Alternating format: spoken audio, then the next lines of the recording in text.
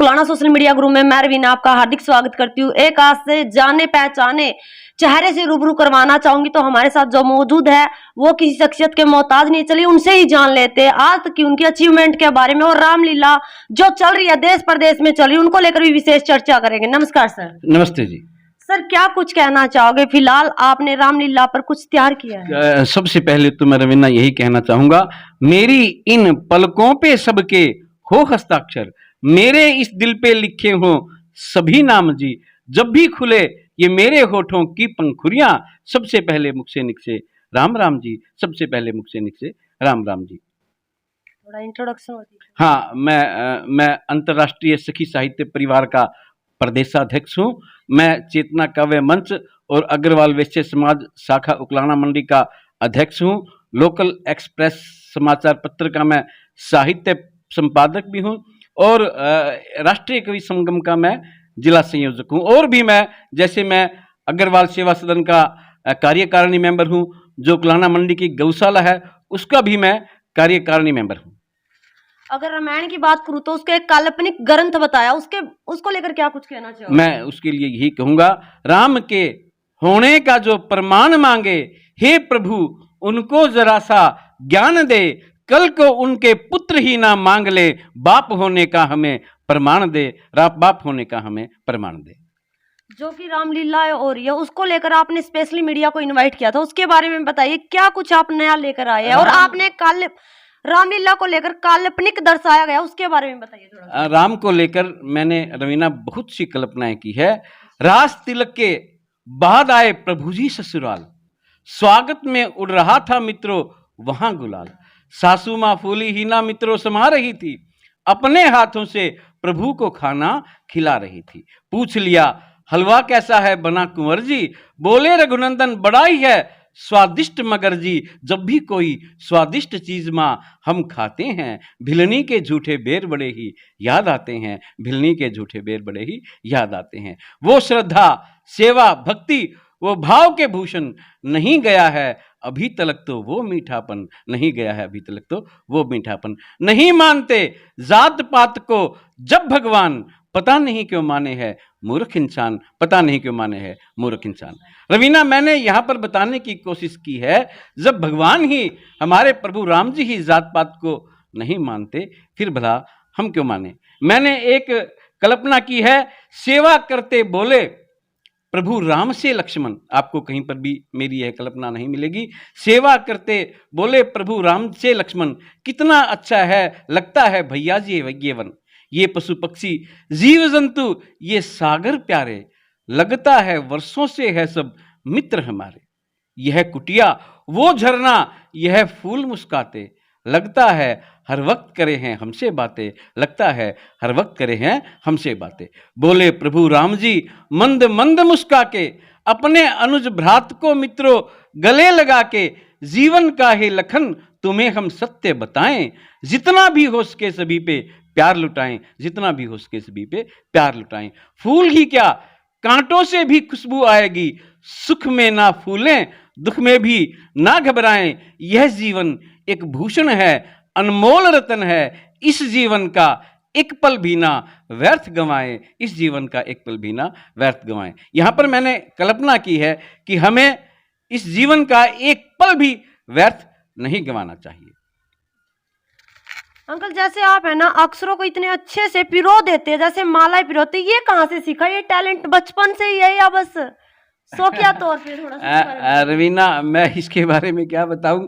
एक महाशय जा रहे थे सड़क पे भागे भागे और एक थे उनसे भी कुछ आगे आगे, हमने कहा हे मित्र कहो क्या चुरा ले गया, आगे वाला क्या पत्नी ही भगा ले गया।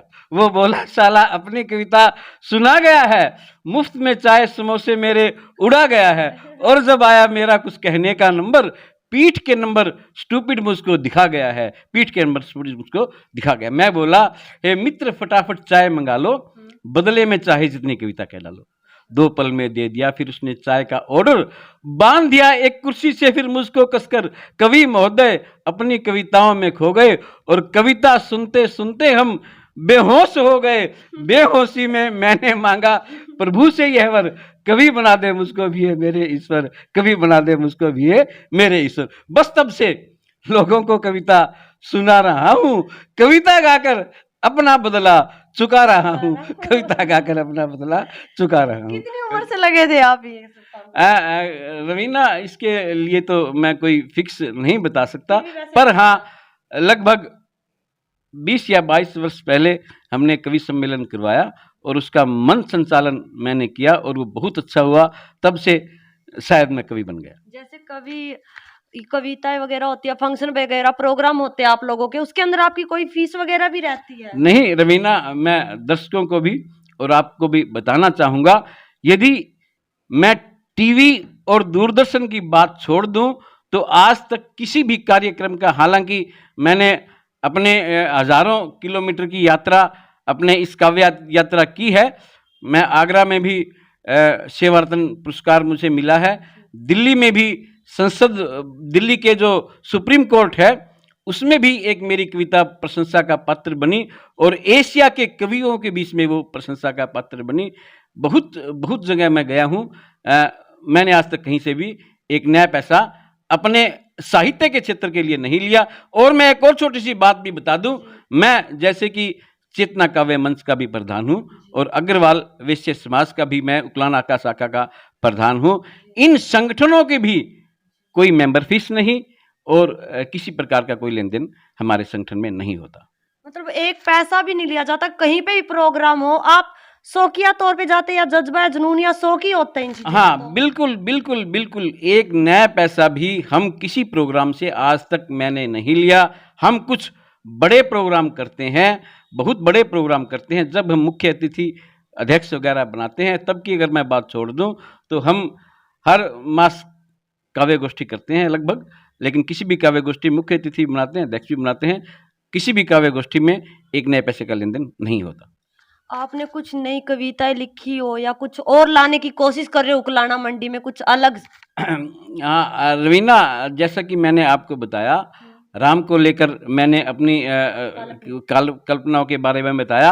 आजकल राम की लीला चल रही है और राम पर मैंने बिल्कुल 4 लाइनें अभी बिल्कुल हाल ही में लिखी है। दुनिया क्या है, दुनिया क्या है, राम की लीला है सारी, आज स्वयंवर कल बनवास की है बारी, आज है लक्ष्मण मूर्छा पर 2 दिन में ही रास तिलक की है मित्रों तैयारी, रास तिलक की है मित्रों तैयारी। तो मैं तो समझता हूं ये सारी दुनिया ही राम की लीला है और राम से बढ़कर, राम के रह में रवीना मैं आपको बताना चाहूंगा, राम के रह में सूर्य देवता की शक्ति है जो हमें ज्ञान प्रदान करती है। राम की आ की मात्रा में अग्नि देवता की शक्ति है जो हमारे समस्त पापों को नष्ट करती है और राम के मैं में चंद्रमा की शक्ति है जो हमें अमृतत्व प्रदान करती है, जो हमें अमृतत्व प्रदान करती है। मैं समझता हूं राम से बढ़कर कोई शब्द इस दुनिया में है ही नहीं, इस दुनिया में है ही नहीं। आज तक आपने कितने फंक्शनों में गए हैं जहां पर एक अच्छा नाम बना चुके हो, जैसे कि आपने बोला अंतरराष्ट्रीय, तो कितने अवार्ड आप आज तक जीत चुके हो लगभग? तो रवीना, जैसा कि मैंने स्टेट घूम चुके हो? जैसा कि मैंने बताया, मैं अपनी काव्य यात्रा की बात करूं तो मैं लगभग 7 या 8 स्टेट अब तक घूम चुका हूं। दिल्ली में मुझे साहित्य रत्न की उपाधि मिली और चंडीगढ़ के पंचकुला में भी मुझे साहित्य रत्न से भी बड़ी एक उपाधि मिली। उकलाना में मुझे अग्र गौरव सम्मान मिला। जैन संतों ने भी मुझे महक की उपाधि प्रदान की और भी मेरी इस काव्य यात्रा के दौरान बहुत से ऐसे नाम जुड़े हुए हैं जो मेरे लिए गौरव का विषय है। अगर मैं बात करना चाहूँ, लास्ट मेरा क्वेश्चन रहने वाला है, रामलीला चल रही है, इसको लेकर स्पेशली क्या कुछ कहना चाहोगे? उकलाना के अंदर चल रही है, उकलाना के मैं समझता हूँ ये बड़ी सौभाग्य की बात है, हमारे लिए बड़ी गर्व की बात है कि उकलाना में 20 या 22 वर्ष पहले, 20 या 22 वर्ष के बाद में रामलीला हो रही है। मैं तो समझता हूँ राम की लीला का, राम का जितना भी प्रचार हो कम है, जितना भी प्रचार हो कम है। मैं तो यही कहूँगा, इतनी दया करो रघुनंदन, इतना बल दो राम, परहित पर उपकार करूं, मैं कर्म करूं निष्काम, आगे बढ़ता रहूं निरंतर, सच्चाई के पथ पर प्रतिपल रोम रोम उच्चारे, राम राम श्री राम, प्रतिपल रोम रोम उच्चारे, राम राम श्री राम। अंकल इसका अर्थ भी बता दीजिए। बस अर्थ तो इसका रवीना बस यही है कि हम हमारा रोम रोम ही राम को पुकारे, हमारा रोम रोम ही राम को पुकारे। मतलब उकलाना के जितने भी हल्के के जितने भी है, उकलाना में जो रामलीला हो रही देखने के लिए आना चाहिए, राम को याद कर लीजिए। बिल्कुल बिल्कुल बिल्कुल, इसी बहाने हमें अपने बच्चों को भी रामलीला देखने भेजना चाहिए। राम की लीला बेशक 10 दिन में समाप्त हो जाती है, पर उसका प्रभाव बहुत दिनों तक रहता है। बच्चों को पता चलता है कि राम क्या थे, लक्ष्मण क्या थे, सीता क्या थी। आज की जो जनरेशन है वो भूलती जा रही है हमारे संस्कारों को, वो हमारे संस्कारों से दूर होती जा रही है। मेरी जो रचना सुप्रीम कोर्ट के एक बड़े हाल में पढ़ी गई, वो संस्कारों को लेकर ही थी, और अंत में अगर मैं आपको हो तो मैं रचना भी आपको सुना देता हूँ। तो मेरी यह रचना अमेरिका के भी बहुत से शहरों तक पहुंची, और सुप्रीम कोर्ट के एक बड़े हाल में भारत ही नहीं एशिया के कवियों के बीच में प्रशंसा का पात्र बनी। कूड़े के ढेर पे बैठी एक बेचारी, दिल में दर्द लिए लाचार बेबस अपाहिज और दुखी गौ मां, और सामने की कोठी में रहती बेटों और बहुओं की सताई एक लाचार और बेबस विधवा मां। दोनों की आंखों में आंसू, दोनों ही मां कहलाए, और दोनों ही इस समाज से बेहद नाराज, दोनों के चेहरे मुरझाए। लंगड़ाती लंगड़ाती रोज गौ मां कूड़े के ढेर पे आके बैठ जाती, और वो विधवा मां बेटों और बहुओं से छुपते छुपते रोज उसे 2 रोटी खिला आती। जैसे ही हाथ में 2 रोटी लिए मां ने बाहर कदम निकाला, शराबी बेटे ने मां को धक्का ही दे डाला। गुस्से में चिल्लाया, तुझे क्या पता कितनी महंगाई है, क्या समझती है तू ये रोटियां हराम की कमाई है। तभी पास आकर बहू भी चिल्लाई, टसवे मत बहा, चल कर कमरे की सफाई, कसम को तो खा गई, क्या हमें भी खाएगी। पता नहीं ये बैरन कब तक सताएगी, पता नहीं ये बैरन कब तक सताएगी। दोनों को ही चिंता नहीं थी धर्म की या कानून की, या मां की आंखों से टपकते हुए ममता के खून की, या धक्के के चोट से आए माथे के निशान की, या घर के गेट पे बने मंदिर के भगवान की, या घर के गेट पे बने मंदिर के भगवान की। आंखों में आंसू लिए वृद्ध गौ मां सोच रही थी, पता नहीं ये लोग मां को इतना क्यों सताते हैं। जब दिल में दर्द ही नहीं तो घर में मंदिर भी क्यों बनवाते हैं। क्या ऐसे ऐसे पापी भी इंसान ही कहते हैं, या फिर इन बड़ी बड़ी कोठियों में भी पशु ही पाए जाते हैं, या फिर इन बड़ी बड़ी कोठियों में भी पशु ही पाए जाते हैं। सोच रही है कूड़े पे बैठी गौ माता, कैसा है ये माँ का और बेटे का नाता।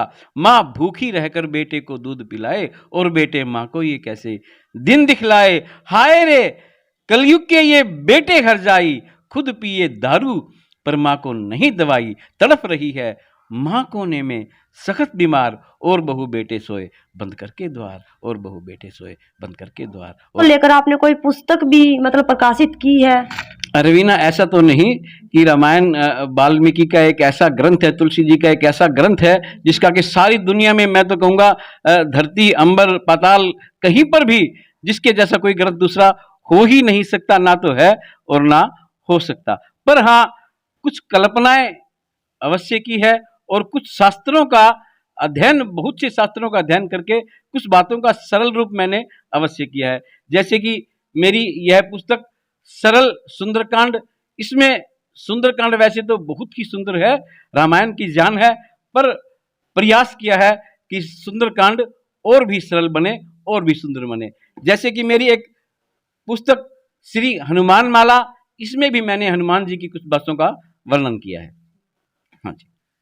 फिलहाल हमारे साथ आपने सुना।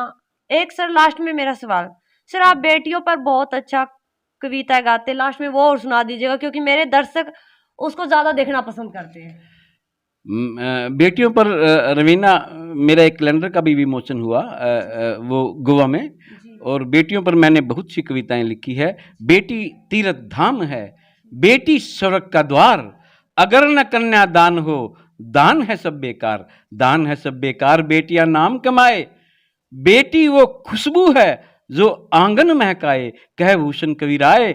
नहीं है कहीं भी हेठी, बेटों से बढ़कर है इस दुनिया में बेटी, बेटों से बढ़कर है इस दुनिया में बेटी। एक मेरी रचना है, उसका मैं पूरी रचना तो नहीं लेकिन छोटा सा मुखड़ा अवश्य सुना सकता हूँ।